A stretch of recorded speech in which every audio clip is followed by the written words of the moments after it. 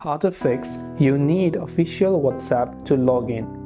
Now, whenever you open up WhatsApp, if you're getting the error that says you need official WhatsApp to log in, then there are many reasons why that is happening. First of all, make sure that you're not using third-party WhatsApp modded applications, and make sure that you're using the one that you downloaded from your Google Play Store or your App Store. So make sure that you're using that exact copy of the application from your Play Store and the official app, and also make sure if it's updated to the latest version. Second, you also want to make sure you're using your default phone's software and not any of the other custom ROM or custom software, because that could also tamper with your WhatsApp application.